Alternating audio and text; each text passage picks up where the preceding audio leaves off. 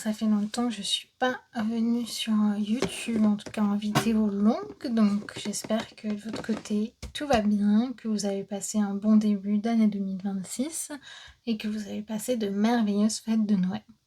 Alors, pourquoi je suis pas revenue? Parce que j'ai été très occupée par les marchés de Noël d'un côté et après voilà, une petite phase de toujours remettre à demain.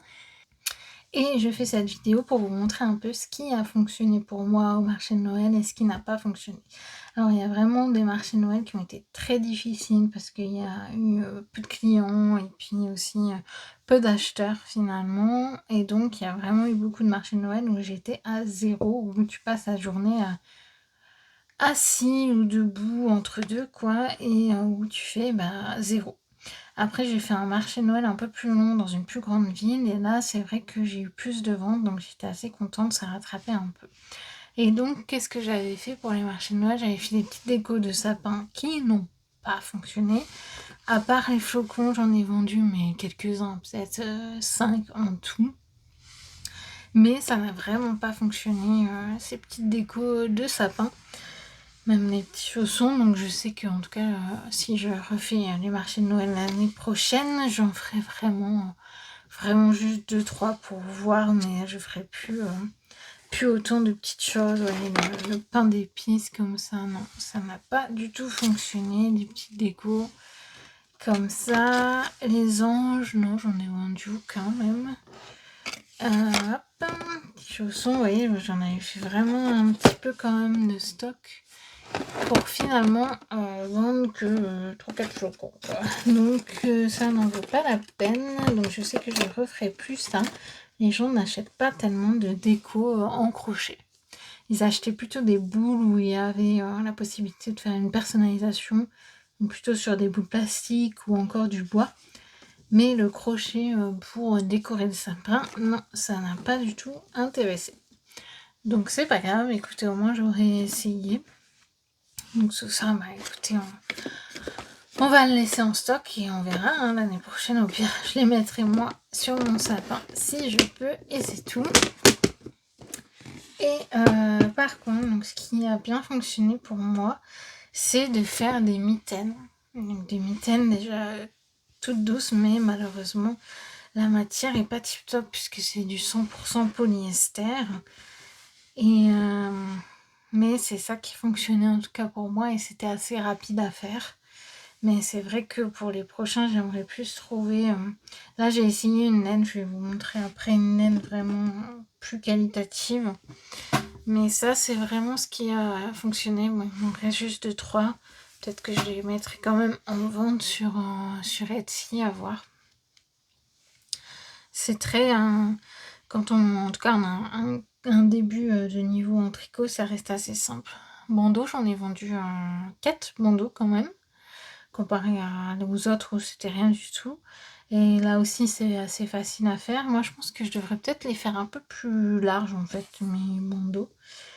Là, j'ai fait un autre type de mitaine aussi. Donc là, c'est acrylique et je crois un peu de laine ou d'alpaga. Je sais plus trop celle-ci. Mais voilà, c'est vraiment les mitaines, ça faisait arrêter les gens.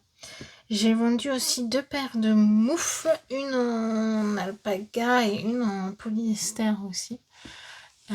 Parce qu'il y avait quelqu'un qui m'avait dit oui, les mitaines c'est bien, mais moi j'ai froid aux doigts, donc j'ai fait des moufles comme ça. Il y en avait pour tout le monde, il y en a 2 qui sont partis quand même. Et franchement, j'ai bien aimé les faire. Vous voyez, par exemple, les décos de Noël, ça m'a un peu dégoûté du crochet rapidement. J'ai eu vite envie de faire autre chose. Mais par contre, les mitaines, c'est vrai que j'ai pris beaucoup de plaisir à faire ces mitaines. Ensuite, donc, je vais vous montrer la nouvelle laine que j'ai trouvée. Hop, donc là, je ne connaissais pas, mais c'est de la marque Fonty. Et voilà, la laine, c'est vraiment, on le sent, c'est plus de la qualité, c'est de la laine plus rêche, mais c'est très joli, moi j'adore. Et donc c'est du... voilà, un fil écologique, 100% naturel, sans traitement, sans teinture, composé entièrement de laine de 2 races emblématiques de moutons mérino, le mérino d'Arles, je sais plus comment ça s'est dit, Et blablabla. Et au moins on a vraiment la traçabilité, ce qui parfois sur certaines laines de certains sites on n'arrive pas trop à avoir de traçabilité. Donc là il faut que je fasse la deuxième. Et j'adore cette laine. Et j'ai aussi pris celle-ci. Celle-ci est un peu plus douce, donc à voir au rendu, parce qu'il y a de la laine de yak, donc jamais testé. Donc ce sera l'occasion, je la trouve très jolie. Je vais faire aussi des mitaines. Et je vais essayer de faire des belles photos cette fois, parce que souvent j'avoue que je ne fais pas de très belles photos. Donc bien sûr ça a un certain coût, hein. Là pour 4 pelotes j'en ai eu pour 40 €. Après c'est parce que je voulais essayer le yak, donc il y en a peut-être un peu des moins chers quand il s'agit de laine autre que le yak, ou même j'avais vu aussi chameau qui reste assez cher. Mais c'est vrai que là, au moins, on sait que c'est de la qualité, on sait où c'est fait, et il y a une traçabilité vraiment appréciable. Et j'aime vraiment la qualité. En tout cas, au tricot, ça a été super. Et il faut que je termine la deuxième. Voilà, j'ai vraiment un problème en ce moment pour terminer mes projets. J'en commence plein et ça s'accumule sur mes aiguilles. Et puis, bah voilà, j'ai 50 projets en cours, mais rien de terminé. Et c'est un vrai problème qu'il faut que cette année, j'arrive à terminer tous mes projets. Sinon, quoi d'autre? Ensuite, j'ai super bien avancé sur le pull pour ma grand-mère. Mais comme d'hab, hein, j'ai bien commencé, mais toujours pas terminé. Voilà, en fait, c'est que quand j'ai des torsades et tout, un peu compliqué, j'avoue que j'arrive plus à m'y mettre. Mais là, j'ai les manches à faire. Et en plus, il me reste plus énormément de laine. Et ça m'agace parce que ça se trouve, je vais devoir recommander cette laine-là qui était une énorme pelote qui coûte 20 € juste pour des manches. Donc bon, comme c'est pour ma petite mamie, je vais certainement recommander la pelote à 20 € et terminer mes manches. Mais voilà, il faut pas que je le fasse en juillet, ça n'aurait pas de sens pour elle. Hop, et puis là, je suis en train de faire une petite commande de ma maman qui a demandé une écharpe noire. Donc là, j'utilise le point de sable, ce qui permet, vous voyez, que ça roule pas comme le jersey, quoi. Et en plus, c'est possible d'utiliser les deux faces. Voilà, comme j'avais fait, je vous avais déjà montré en plus ce point avec un bandeau. Donc, hop, vous voyez, ça s'accumule les projets. Et j'ai aussi ça. Donc ça, c'est un pull pour mon copain. Donc là, le dos est normal, il n'y a pas de fantaisie, c'est du point jersey.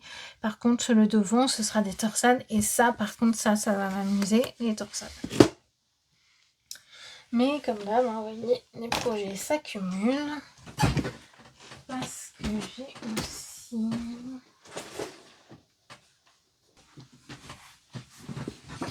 Hop, j'ai aussi ce pull sans manche qui sera magnifique.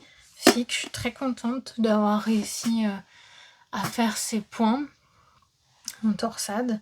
Mais encore une fois, il faut que je le continue. Mais c'est juste que je voulais finir celui de ma mamie et puis 2-3 commandes à droite, à gauche, notamment de ma mère. Et puis les marchés de Noël où j'ai dû faire vraiment que des mitaines. Donc j'ai pas pu avancer sur celui-ci, mais il sera très très beau. Et j'espère qu'il sera à ma taille. Par contre, on verra bien. J'espère. Mais quoi qu'il arrive, ça m'aura amusé de le faire. Et ça, je sais plus si je vous ai montré. J'avais commencé des carrés granits comme ça. Pour essayer de faire aussi un pull sans manche comme ça.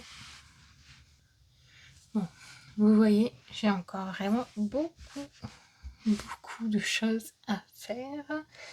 Et j'ai aussi encore les kits de ma soeur que j'ai pas commencé. C'est terrible. Il faut vraiment que je m'organise mieux pour terminer ce que je fais. Et là, j'ai vu qu'on m'avait demandé sur une de mes vidéos short de faire le tuto pour la trousse. Donc, je ferai ça prochainement. J'espère cette semaine ou la semaine prochaine. Ça peut être intéressant de vous montrer ça parce que c'est assez simple et ça permet d'avoir quelque chose d'utile pour ranger ses crochets, ses pelotes, son maquillage ou autre. Je trouve ça très pratique. Donc, je vous ferai ça. Et n'hésitez pas à me dire en tout cas si un des projets que je vous ai montré vous plaît et puis à me dire ce sur quoi vous travaillez au tricot, au crochet ou autre, même couture, coloriage, n'hésitez pas.